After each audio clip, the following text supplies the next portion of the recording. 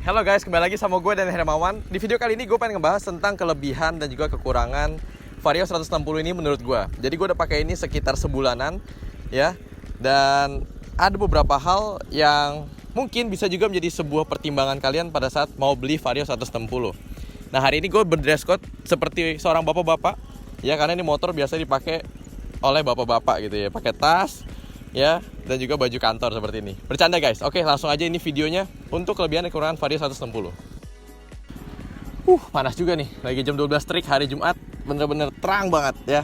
Oke, yang pertama ini bener-bener paling mencolok buat gue dan yang gue sangat sayangkan sekali sih. Top bottom shock ini, tabung shocknya itu punya Vario 160 itu mirip banget sama kayak yang 125 dari zaman dulu. Jadi memang beda sih, ini ABS dia ada tulang-tulangannya lagi, dan juga tentunya tabung shocknya ini berbeda karena ada penempatan untuk spakbor. Cuma maksud gue adalah bentukan overallnya nih guys, kecil banget. Buat motor segede ini tuh menurut gue masih kurang. Gue waktu itu berharap kayak dia bakal berubah mirip-mirip model kayak PCX. PCX ini teman-teman bisa lihat gambarnya ya, gue ambil dari website. Tabungnya agak tebal gitu dan ukuran diameter lebih besar. Setahu gue 31 apa ya. Kalau ini tuh 26 kayaknya deh, atau 24 ya. Kecil banget gitu. Jadi buat bodi segede ini tuh kayak kebanting gitu ya. Tapi jujur gue udah pakai, ntar gue review juga ya, gue jelasin sebenarnya fungsinya tetap berjalan dengan baik gitu ya, fungsinya tetap oke. Cuma secara fisiknya aja yang kurang menarik ya, kurang greget gitu ya. Nah, itu adalah kekurangan menurut gue yang pertama. Nah, untuk yang kedua ini sebenarnya lebih ke fungsi, dimana yang motor-motor biasa seharga segini, harga 28 juta, 29 juta, mereka itu udah punya hazard. Nah, ternyata waktu gue beli jujur gue nggak cek fiturnya gimana sih, karena gue berpikir kayaknya bakal kayak PCX gitu loh, dan ternyata dia nggak ngeluarin di sini hazardnya ya. Sedangkan motor-motor zaman sekarang aja kayak merek sebelah mereka udah pakai hazard gitu. Sebenarnya hazard penting atau enggak? Penting nggak penting sih, tapi menurut gue tetap bisa kepake banget, apalagi kalau misalnya motor itu mungkin lagi mogok ya, jadi tahu ini motor sebenarnya lagi ada trouble, atau ya kalau bisa jangan disalahgunakan lah ya hazardnya ya. Nah, ini aja nih kurang gitu, padahal kan kayak cuma nambahin lampu hazard aja gitu, dan motor ini kayak terlihatnya lebih kayak mewah gitu, fiturnya lebih banyak. Nah, itu untuk dari sisi yang kedua nih kekurangannya. Lanjut yang ketiga. Nah, untuk yang ketiga nggak tahu teman-teman notice atau enggak, kayaknya sih kebanyakan udah pada tahu ya, yaitu kekurangan dari motor Honda ini, bodinya itu plastiknya tipis banget. Ini kalau diketok-ketok bener-bener suaranya nyaring banget dah. Dan ini terkesan motor tuh kayak bikin jadi lebih murah gitu loh kalau orang ketok-ketok bodinya ya. Padahal tampilannya udah oke banget istilahnya ya, udah gahar, udah gede gitu, udah kokoh gitu. Tapi ternyata bodinya itu kayak agak kopong gitu ya. Nah, ini ada sedikit video ya. Ini gue ketok-ketok bagian bodi mana aja yang kelihatannya kopong banget. Dan nggak semuanya kopong ternyata teman-teman. Ada beberapa yang lumayan tebel ya. Nih bisa dilihat nih videonya.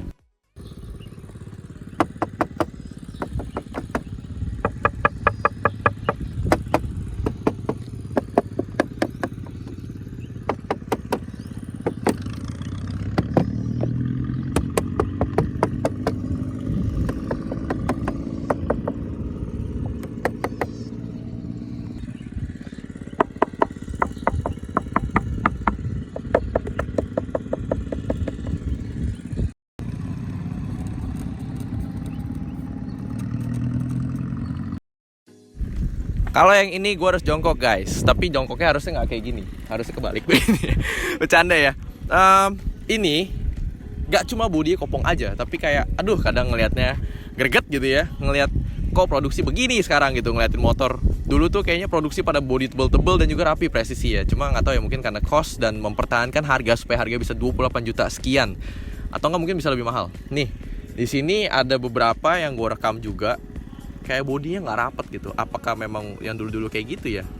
Tapi pernah juga lihat sih, memang kayak produksi Satria dulu juga ada yang bodinya kayak agak kurang rapet begitu. Cuma kalau ini tuh gue lihat tuh banyak gitu, kayak ngangaknya tuh gede. Ini bisa kelihatan ya, ada beberapa, ada satu, kemudian ada bagian kiri juga, terus ada bagian bodi atas gitu ya. Nah, itu yang kelihatannya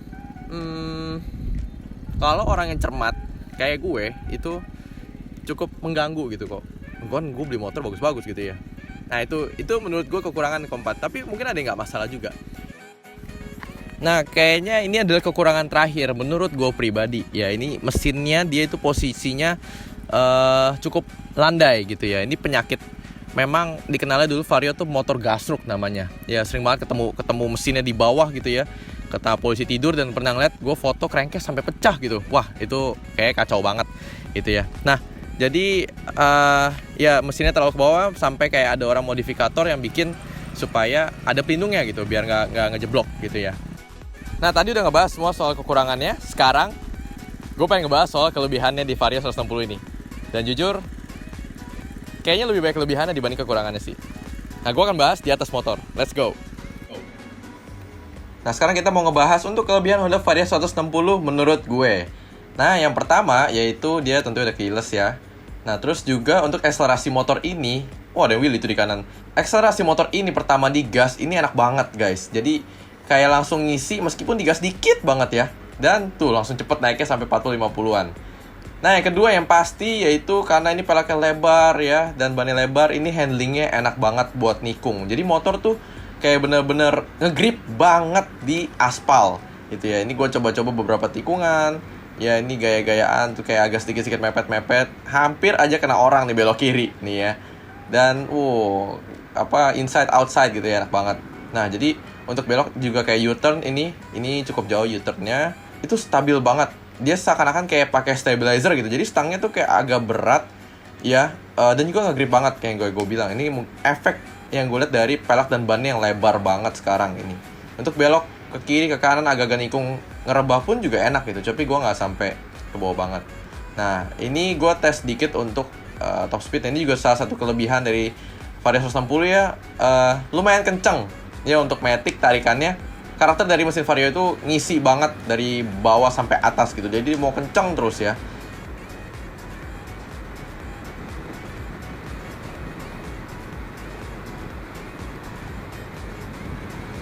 Nah, ini gue tes tadi agak kencang sedikit aja gitu. Dan juga ini agak-agak sedikit belok-belok. Ya, untuk handlingnya itu bener-bener jos banget, mantep gitu. Ini gue tes kencang-kencang sedikit aja ya. Untuk naik ke 60, 70, 80 itu gampang banget. Sebenarnya 150 juga agak gampang sih ya. Lumayan gampang lah buat naik ke 80-nya gitu. Tapi kalau ini tuh dia rasanya kayak masih mau ngisi gitu, karena masih ada powernya yang tersisa gitu ya. Nah, ini gue coba bawa putar balik lagi. Abis ini gue langsung kayak berhenti. Gue buat cobain top speednya. Nggak sampai gimana banget. Bahkan gue nggak gaspol nih ya. Tapi gue pengen tes accelerationnya aja. Yang gue bilang awalnya selalu enak banget. Langsung ngacir. Gue ya langsung ke 40, langsung ke 50. Ini gue kayak setengah, mungkin 50% atau 60% buka gas atau 70 ya. Gue juga nggak nyadar pokoknya, tapi nggak full. Dan sekejap aja dia langsung masuk ke 90. Ini gue nggak gas full. Wah, gue bilang ini mantep banget nih. Untuk powernya ini ada sebuah kelebihan yang bener-bener baru didapat di motor matic. Itu Honda Vario. Gue hampir lupa ya. Ini sebenarnya harus isi bensin juga. Jadi gue kelewatan pom bensin. Ini pengen muter balik dulu. Ya, putar balik dulu sebentar. Nah, ini kita mau lihat gitu, Vario ini isi bensinnya berapa. Ini gue hitung pakai Pertamax ya, yang rate-nya itu 12.500 per liter. Ini sisa satu kedipan. Nah, ini gue lagi pengen isi dulu. Buka bagasi juga, aduh. Ini gue norak sih sebenarnya. Gampang banget. Oh ya, ini juga untuk kelebihannya yaitu standar 2-nya itu enteng banget sekarang. Nggak kayak Vario yang dulu. Kalau dulu tuh berasa berat banget yang 125 ya. Nah, ini gue isi 40.000. Iya. Dan setelah diisi ternyata tangkinya itu langsung full ya. Itu full banget gitu. Kalau nambah sekitar 2.000-3.000 mungkin masih bisa atau bleber gitu ya. Thank you mbak.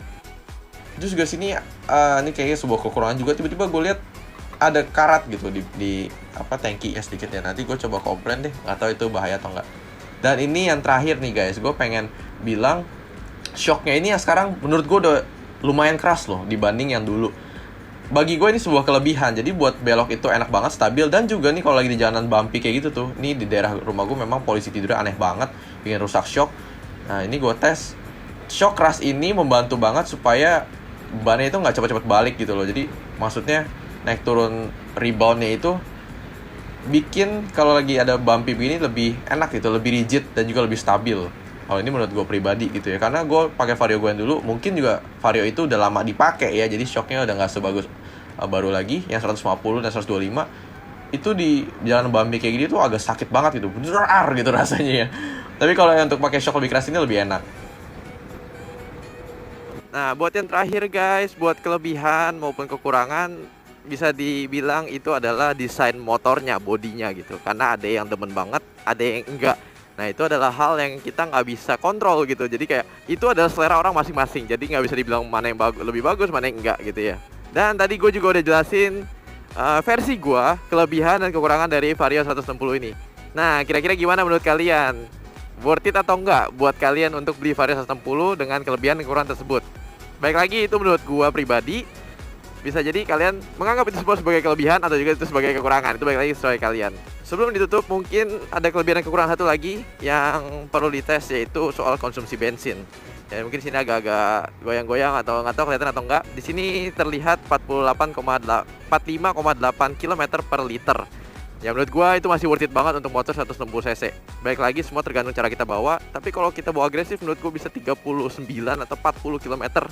Itu masih worth it.